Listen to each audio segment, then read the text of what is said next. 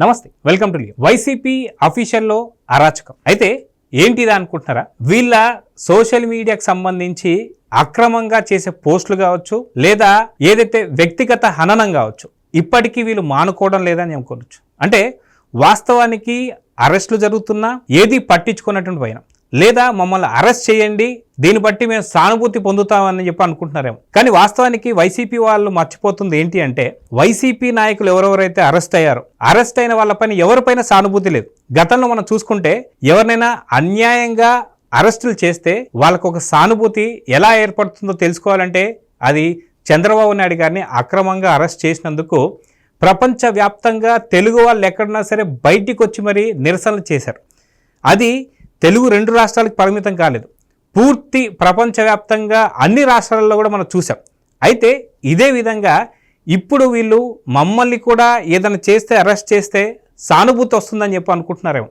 కానీ అది ఎక్కడా కూడా మనం చూస్తే నందిగామ సురేష్ విషయంలో కావచ్చు, పిన్నెల రామకృష్ణారెడ్డి విషయంలో కావచ్చు, అదేవిధంగా చూసుకుంటే కొడాల నాని ఇంకా అరెస్ట్ కాకముందే గుండెపోటు వచ్చేసింది. సో ఇలాగా పోసాని కృష్ణమౌళి కావచ్చు, అదేవిధంగా వల్లభనేని వంశీ కావచ్చు, ఎవరి పట్ల కూడా కనీసం కుటుంబ సభ్యుల్లో కూడా సానుభూతి లేదు. అయితే ఈరోజు ఇంకొక అడుగు ముందుకేసి వాళ్ళ సోషల్ మీడియాకి సంబంధించి వేదికగా ఇంకా అరాచకమైనటువంటి ఒక కొన్ని పిక్స్ అయితే వదిలారు. అదేంటో చూద్దాం.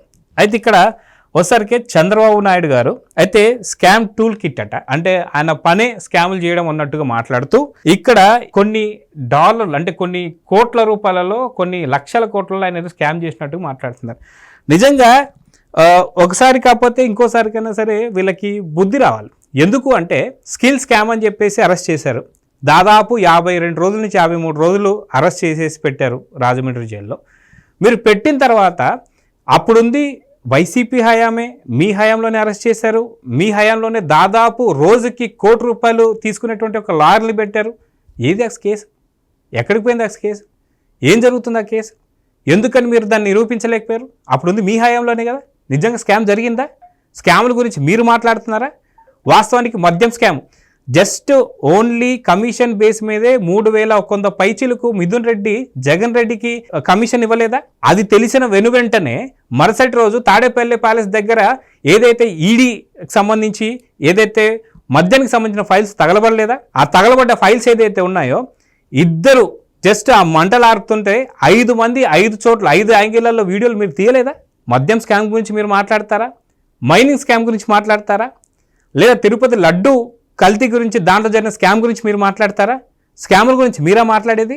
నిజంగా స్కాములు నిజంగా చంద్రబాబు నాయుడు గారు చేసుంటే 53 రోజులు ఏదైతే రాజమండ్రి జైల్లో పెట్టినప్పుడు మీరు ఎందుకని దాన్ని ప్రూవ్ చేయలేకపోయారు? సింగిల్ ఎన్పి 3,200 కోట్లను ఒకసారి, లేదు ఇది 6,000 కోట్లను ఒకసారి, లేదు 302 కోట్లను ఒకసారి, లేదు 30 కోట్లను ఒకసారి, లేదు 27 కోట్లను ఒకసారి. ఏది సింగిల్ ఎన్పికి మీరు ప్రూవ్ చేయించలేదే? నిజంగా మీరు నిజాలు మాట్లాడుతుంటే ఈ ఫోటోకి మీరన్నా సరే సమాధానం చెప్పగలుగుతారా? చెప్పండి. నెక్స్ట్ చూస్తే పవన్ కళ్యాణ్ గారు రిమోట్ కంట్రోల్ పెట్టారు, ఓ పక్క ఇంకో పక్కన గ్లాసులు పెట్టారు. అంటే అర్థం ఏంటి? అటు స్టేట్ని ఇటు సెంట్రల్ని రెండింటిని రిమోట్ కంట్రోల్తో కంట్రోల్ చేయగలిగినటువంటి పరిస్థితులు ఉన్నారని చెప్పి మీరు ఏదో వ్యంగ్యంగా ఈ ఫోటో అయితే వేశారు.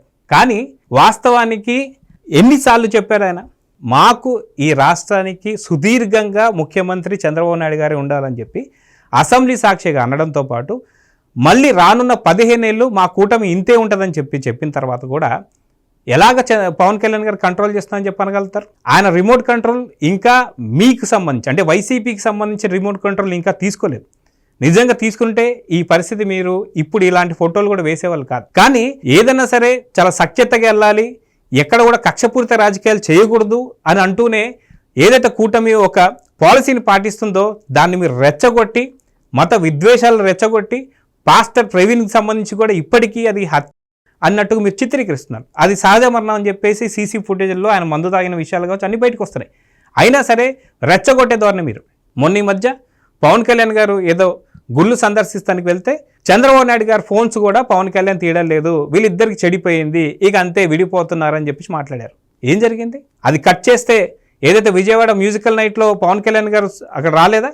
అక్కడ వాళ్ళిద్దరు సఖ్యత మరి చూడలేదా? తర్వాత కూడా అసెంబ్లీలో ఎన్నిసార్లు చంద్రబాబు నాయుడు గారే సుదీర్ఘకాలంగా ముఖ్యమంత్రి ఉండాలని చెప్పలేదా? ఇది మాత్రం సాక్షికి కానీ సాక్షికి సంబంధించిన ఛానల్స్ కానీ వినిపియదా? సో నిజంగా రిమోట్ కంట్రోల్ పవన్ కళ్యాణ్ పట్టుకుంటే ఎలా ఉంటుందో మీకు తెలియదా? సో మీరు హయాంలో ఉన్నప్పుడు ఎందుకని పవన్ కళ్యాణ్ పైన సరైనటువంటి కేసులు కానీ అరెస్టులు చేయలేదు? పవన్ కళ్యాణ్ సత్తా ఏంటో, పవన్ కళ్యాణ్ పవర్ ఏంటో మీకు తెలుసు కాబట్టి చేయలేదు. కానీ అనవసరంగా ఇప్పుడు రెచ్చగొట్టి ఆయనకున్నటువంటి పొజిషన్లో ఏదైనా చేస్తే దాన్ని యూజ్ చేసుకోవాలని చూస్తున్నారు. బట్ అది కూటమి ప్రభుత్వం ఉన్నంత కాలం జరగదు. నెక్స్ట్ చూద్దాం. ఈ ఫోటో చూస్తే మటుకు ఖచ్చితంగా దీనికి సమాధానం వైసీపీ నేతలు ఖచ్చితంగా చెప్పాల్సిందే. అయితే పాలబుడ్డి పెట్టారు, డైపర్లు పెట్టారు, కరెక్టే. ఈ పాలబుడ్డి జగన్ నోట్లో ఉందేమో తెలియదు.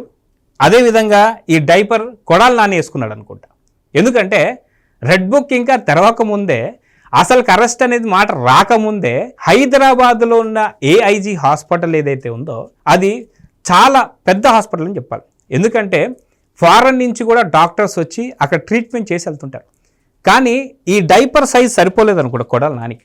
ఎందుకంటే ఏఐజీలో కూడా ట్రీట్మెంట్ చేయించుకోలేక ఎక్కడ ఇక్కడ ఉన్నటువంటి ఒక పరిస్థితుల్లో నా మీద నిఘా ఉంటుందేమో హైదరాబాద్ కాబట్టే ఖచ్చితంగా వీళ్ళకి మంచి కనెక్షన్స్ ఉంటుందని చెప్పి అక్కడ కొడాలి నాని నాటకాలు బయటపడతాయని చెప్పేసి ముంబైకి ఫ్లైట్లో చెక్కేశాడు. నువ్వు డైపర్లు వేసుకొని ఏఐజీలో ట్రీట్మెంట్ చేసుకోలేక తడిసిపోయి డైపర్ల మీద డైపర్లు మార్చుకొని ముంబైకి చెక్కేసిన పరిస్థితి అని చెప్పేసి ఈరోజు కూటమికి సంబంధించినటువంటి కార్యకర్తలు అయితే అంటున్నారు.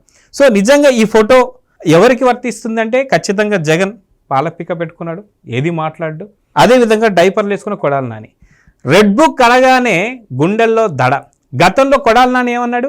మడిచి ఎక్కడో పెట్టుకోమన్నాడు. ఇప్పుడు మడత పెడతాను నువ్వే లేవు.